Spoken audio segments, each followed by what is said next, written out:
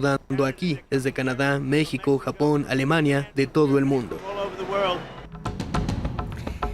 Hemos buscado a Kenneth Smith, que es un experto en la materia, un experto que en su momento fue negociador en jefe, técnico del TEMEC.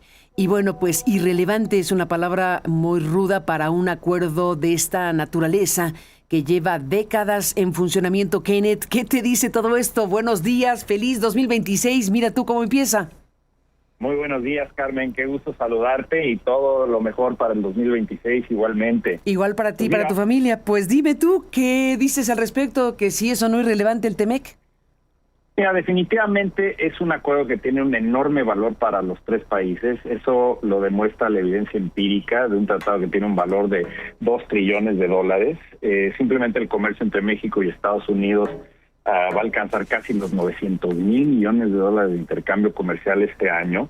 Y en el sector automotriz la evidencia está ahí también. Estamos hablando de una región donde el sector automotriz es una de las regiones que más produce y más exporta a nivel mundial, y se calcula que entre trabajos directos e indirectos en términos de generación de empleo en los tres países estamos hablando casi de 40 millones de empleos que dependen de todo lo que es la cadena automotriz. Y el comercio entre los tres países, casi el 25% es en el sector automotriz. Entonces, ¿qué es lo que estamos viendo con estas declaraciones del presidente Trump?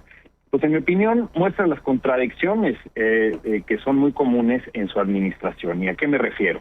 En diciembre del año pasado, el representante comercial Jamieson Greer acudió al Congreso para presentar su reporte del proceso de consulta sobre el TEMEC que llevó a cabo Estados Unidos.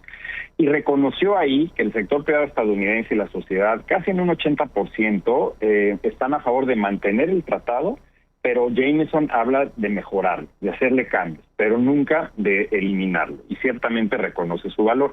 Ahora, hay que entender el contexto de las declaraciones del presidente Trump, porque lo hizo en el marco de una visita a la planta de Ford Motor Company. Ni más ni menos. El centro, digamos, de poder del sindicato automotriz de Estados Unidos, y con el mensaje de que hay que fortalecer la manufactura de Estados Unidos, que ha sido su promesa de campaña y lo que ha tratado de hacer equivocadamente, creo yo, a través de la imposición de aranceles. Entonces era normal que se envolviera en la bandera proteccionista y enviara estos mensajes. Es típico, digamos, comportamiento de Trump. Yo creo que sí hay que tomarlo en serio, pero no apanicarse. Es decir, vamos a tener una montaña rusa con él hasta el 2029. Y yo creo que lo que está tratando de hacer a través de esas declaraciones es fortalecer su posición negociadora y mandar la señal a México y Canadá. Si quieren que esto continúe, pues va a ser una negociación dura donde yo voy a exigir concesiones importantes. Ni más ni menos, pero bueno, para efectos de irrelevancia, pues $2 trillones no es cualquier cosa, efectivamente, por recuperar tu dato. Así es completamente equivocado. Él lo sabe, su gabinete lo sabe, y es interesante porque esa misma dinámica vimos en la negociación original del TEMEC. Posiciones desde un inicio, recordarás, en 2017, donde el presidente decía, este es el peor tratado que se ha negociado en la historia de la humanidad, refiriéndose al Telecán. Exacto. Una vez que concluyó la negociación, amenazó varias veces con salirse, pero optó por negociar. Y una vez que se había concluido el acuerdo y que entró en vigor, se refería a ese acuerdo que él había negociado como el mejor acuerdo de la historia. Entonces vamos a tener este sube y baja, esta postura que en la opinión de Trump le sirve con su base para mandar una señal de que Estados Unidos es rudo, Estados Unidos sabe negociar y Estados Unidos va a apretar a sus socios comerciales. No significa que el día de mañana se esté colapsando el tratado o que veamos una posibilidad real de un colapso del acuerdo en el corto plazo. Lo que sí creo yo es que buscará probablemente negociar por separado con México y con Canadá, y eso no quiere decir que el resultado final sea dos tratados bilaterales. Recordemos que en 2018 eso hizo Estados Unidos. Al final de la negociación tuvo un rompimiento con Canadá, negoció bilateralmente con México, después con Canadá, y por insistencia de los gobiernos de México y Canadá, al final de cuentas se unió a esta negociación y tuvimos un tratado trilateral. Entonces yo creo que a México le conviene seguir insistiendo en que la revisión debe llevarnos a preservar el libre comercio y mantener la trilateralidad. Y para eso tiene que haber mucha coordinación también con Canadá. Ni más ni menos. Kenneth Smith Ramos, estuviste ahí, pues como mencioné, como negociador en jefe técnico del TEMEC. Te tocó vivir de forma directísima todo esto que estás ahora recordando. ¿Cómo estás viendo las cosas con un Donald Trump reloaded, digámoslo así, 2026? Así es.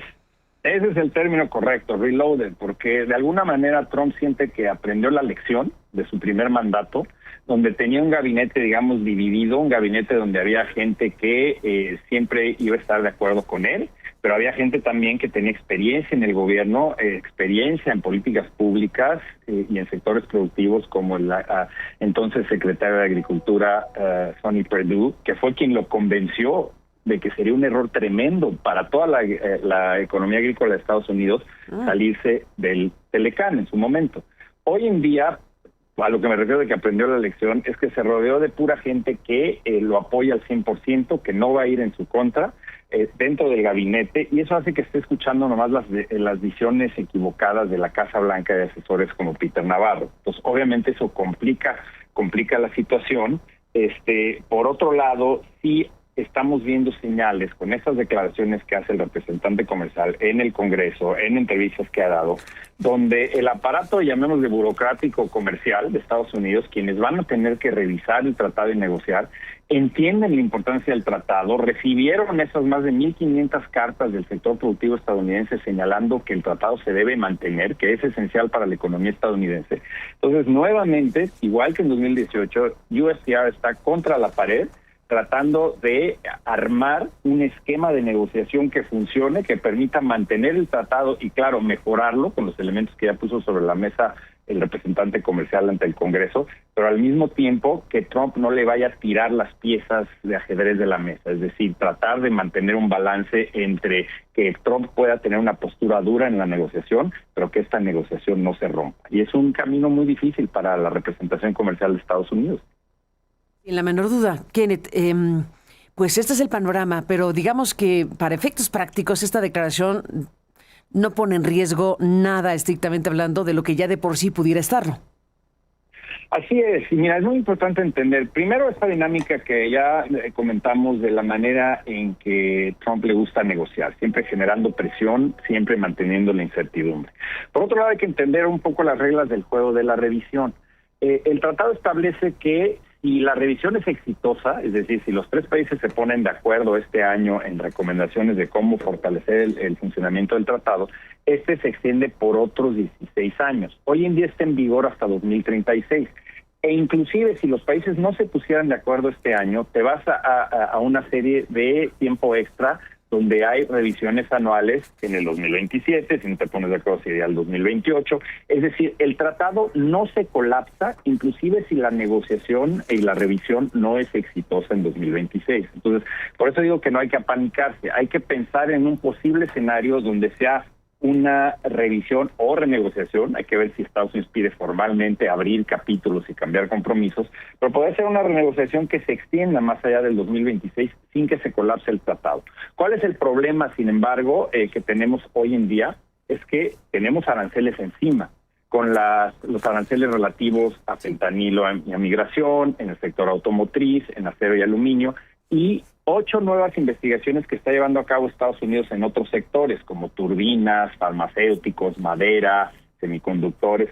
Entonces, aquí la negociación de México debe partir del principio de sentarse con Estados Unidos, tratar de obtener una tregua arancelaria, es decir, por lo menos que los aranceles que están en vigor hoy en día se reduzcan o se eliminen, que tengamos una garantía que hacia el futuro nos van a excluir medidas futuras de seguridad nacional y a partir de ahí ya negociar las bases de lo que es la revisión del acuerdo. No se está colapsando el acuerdo, pero sí te perjudica el tener estos aranceles encima hoy en día y además la amenaza de que en un futuro cercano pudiera Estados Unidos estarte metiendo más aranceles por medidas de seguridad nacional en sectores estratégicos para México. Ni más ni menos.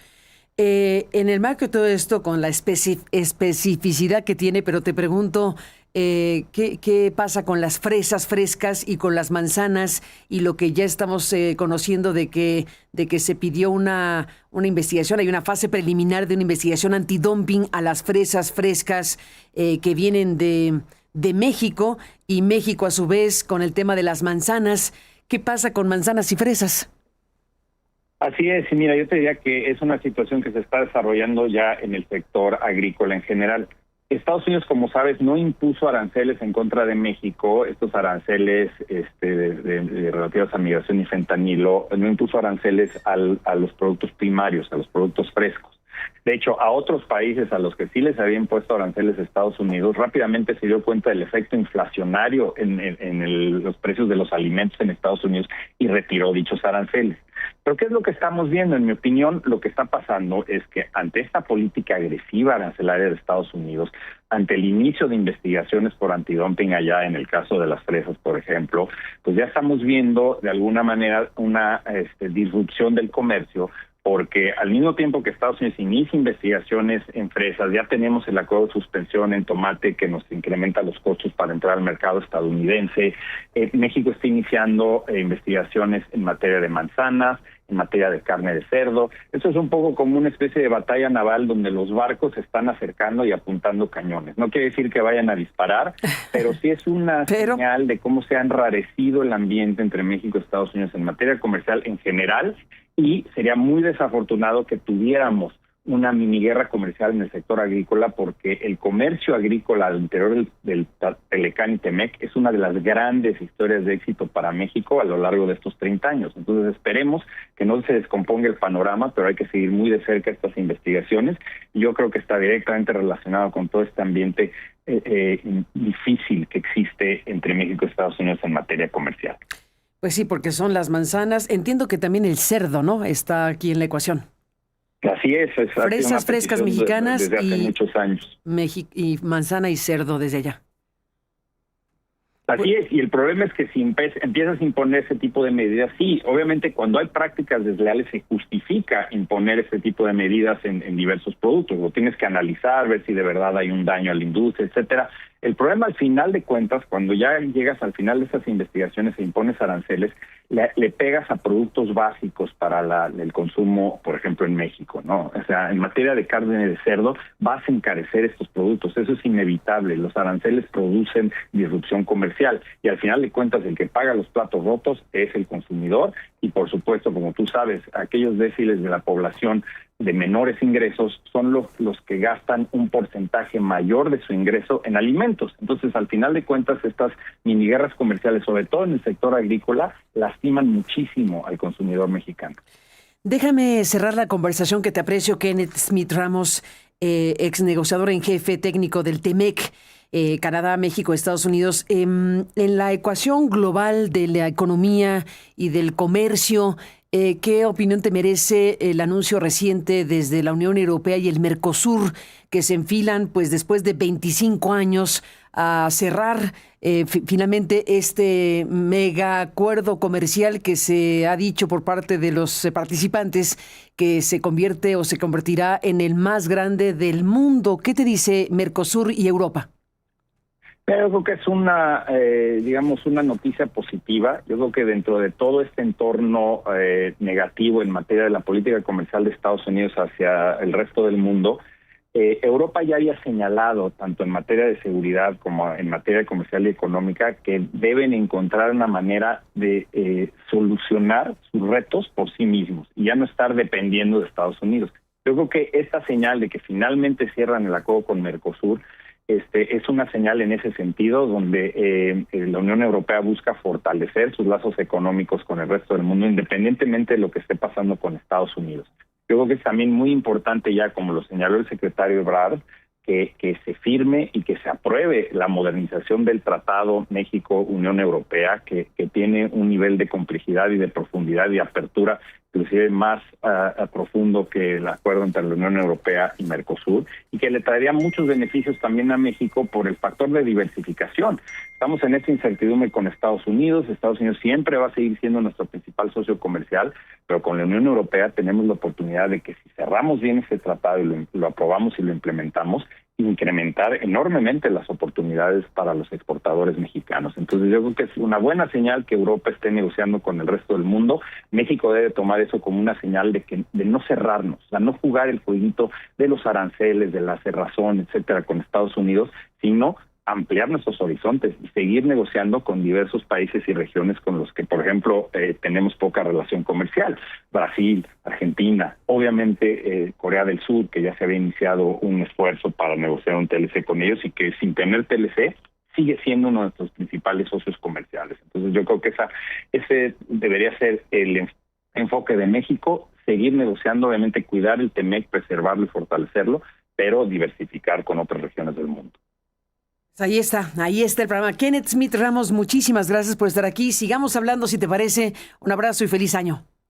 Por supuesto, Carmen, muchísimas gracias, estoy a tus órdenes y todo lo mejor para este año. Igualmente para ti, gracias por estar aquí analizando desde la perspectiva de un especialista, un experto que en su momento fue el negociador en jefe técnico del TEMEC, pues con las expectativas abiertas respecto a lo que venga en esta materia y pues analizando el alcance y las dimensiones de esta declaración de Donald Trump de que para Donald Trump no es relevante el TEMEC y demás cuestiones que ya fueron analizadas en este momento con nuestro invitado.